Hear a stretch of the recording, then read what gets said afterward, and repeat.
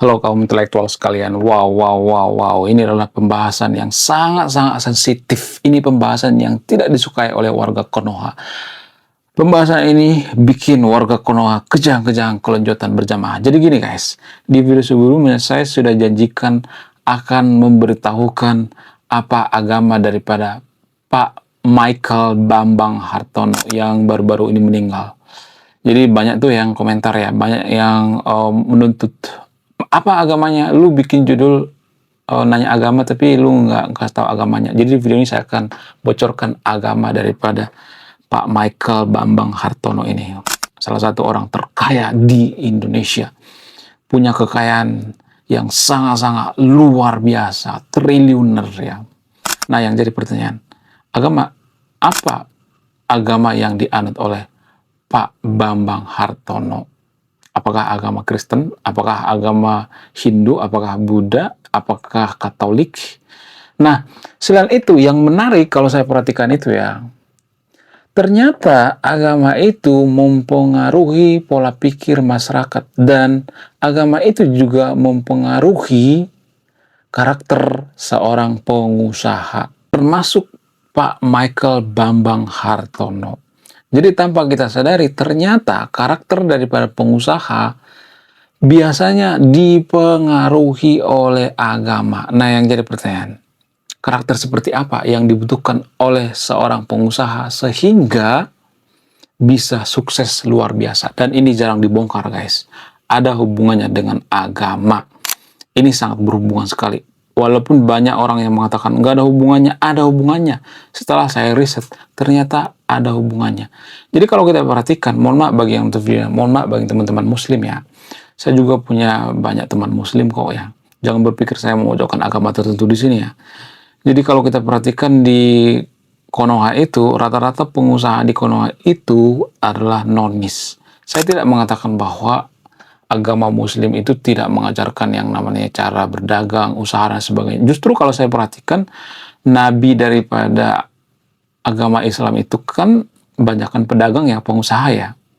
Jadi itu artinya harusnya yang jadi orang terkaya di Konoha itu ya umat muslim ya. Tapi pada faktanya rata-rata ya, kecuali Pak Akbar Tanjung ya, rata-rata kalau saya perhatikan itu rata-rata nonis gitu.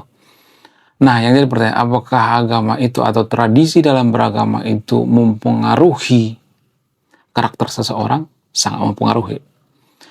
Nah, bagaimana dengan Pak Bambang Hartono ini? Apakah agama itu mempengaruhi? Lalu agama apa yang dianut oleh Pak Michael Bambang Hartono ini? Agama yang dianut oleh Pak Michael Bambang Hartono ini adalah agama Katolik, guys. Wow. Luar biasa. Dari mana saya tahu? Dari peti matinya. Ya, saya akan tampilkan gambarnya di sini ya.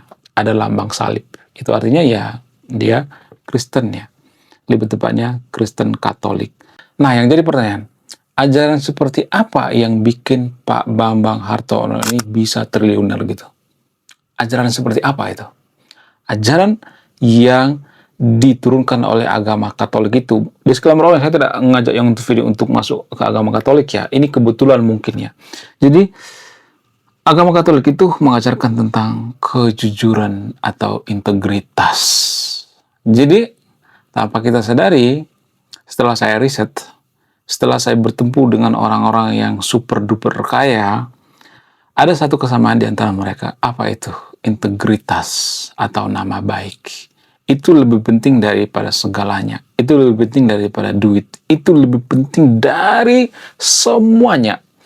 Jadi mereka sangat menjaga yang namanya reputasi, integritas, kejujuran.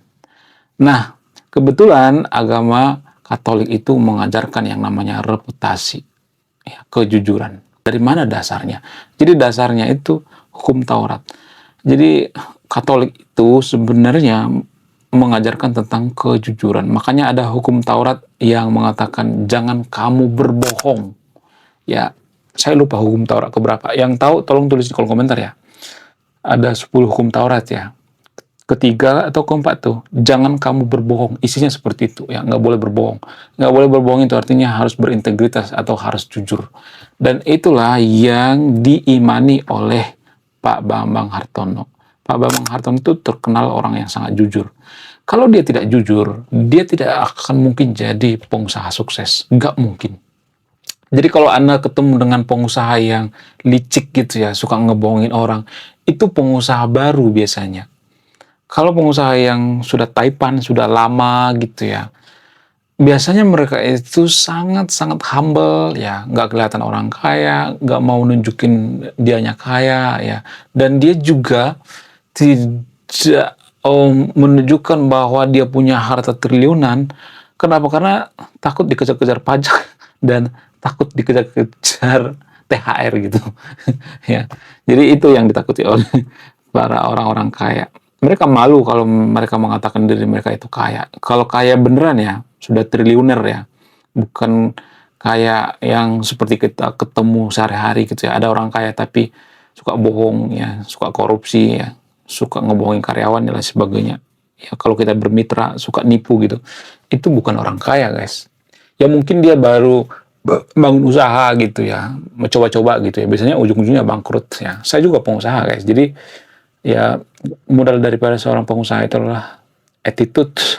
Yang paling utama itu adalah integritas. Integritas itu kan bagian daripada attitude ya, reputasi, kejujuran.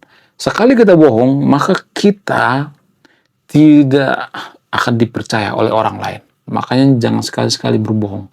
Reputasi itu sangat penting. Kalau Anda jeli, kalau Anda perhatikan, orang-orang yang terkenal, ya, orang-orang yang punya harta triliuner itu, mereka sangat menjaga yang namanya reputasi. Seperti orang-orang terkaya di Indonesia misalnya, ya, seperti ada banyak tuh ya orang-orang terkaya di Indonesia seperti Pak Tanoto, ya, kemudian Pak Khairul Tanjung, yang keluarga Salim dan sebagainya. Mereka itu selalu menjaga yang namanya integritas. Itu lebih penting. Makanya kalau ada yang ngejelek-jelekin mereka misalnya nih, ada yang ngata-ngatain mereka misalnya pembohong gitu, itu sangat-sangat diusut gitu ya. Ya, itu ciri khas daripada seorang triliuner ya. Mereka sangat menjaga yang namanya karakter berintegritas, kejujuran sangat mereka utamakan. Tujuannya apa? Tujuannya supaya orang lain yang bermitra dengan mereka itu percaya. Jadi modal daripada pengusaha yang sebenarnya itu adalah kepercayaan, guys. Kita tidak akan bisa kaya raya, kita tidak akan bisa sukses kalau tidak dipercaya oleh orang lain. Kepercayaan paling utama. Jadi gimana caranya kita supaya jadi negara maju?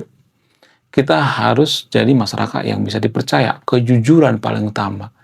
Kenapa itu penting banget gitu ya? Jangankan jadi pengusaha, ya, jadi negara maju juga kita harus jujur gitu. Jadi kalau Anda jeli, kalau Anda perhatikan, 10 negara maju di dunia ini adalah negara yang jujur. Seperti Jepang misalnya, Singapura. Singapura itu sangat bersih dari korupsi. Jepang juga seperti itu. Kenapa? Karena jujur. Jadi kejujuran itu sangat penting untuk membangun suatu bangsa. Jadi kalau ada warga Konoha itu yang mengatakan ekonomi Konoha itu akan melonjak 2045. No, enggak. Selagi kita tidak jujur.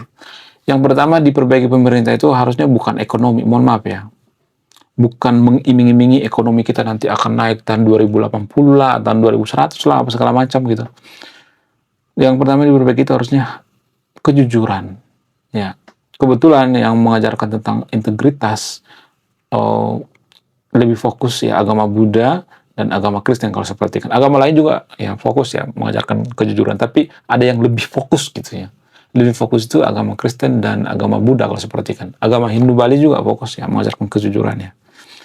Ya, jadi ini berhubungan dengan tradisi. Tradisi dalam beragama. Tradisi dalam beragama itu kan dipengaruhi oleh ayat-ayat kitab suci. Di dalam agama Kristen itu, bukan berarti saya promo agama Kristen di sini ya. Saya tidak ada urusan memurtadkan Anda gitu ya, atau pindah agama, enggak. Tapi dalam kitab suci agama Kristen itu, perjanjian lama maupun perjanjian baru itu, banyak mengajarkan tentang kejujuran dan kejujuran. Nah, yang jadi pertanyaan, apakah semua orang Kristen itu jujur? Enggak. Ada juga negara Kristen yang tidak jujur, ya seperti Burundi misalnya, ada banyak ya. Filipina nggak terlalu jujur ya. Nah, yang jadi pertanyaan, kenapa bisa seperti itu? Makanya dari awal saya katakan, ya mungkin ini kebetulan gitu ya. Tapi kebetulan itu kok banyak kebetulannya gitu ya. Amerika juga seperti itu kan. Kenapa Amerika itu bisa maju? Karena dipengaruhi oleh semangat Protestanisme. Ini menurut data guys ya. Menurut data dari Max Weber ya. Max Weber mengatakan Amerika itu dipengaruhi oleh semangat Protestanisme. Apa itu isi daripada semangat Protestanisme atau prinsip daripada orang-orang Amerika? Semangat Protestanisme itu artinya semangat berbuat baik, jujur, membangun integritas. Kasihilah musuhmu. Itu kan filosofi daripada agama Kristen ya.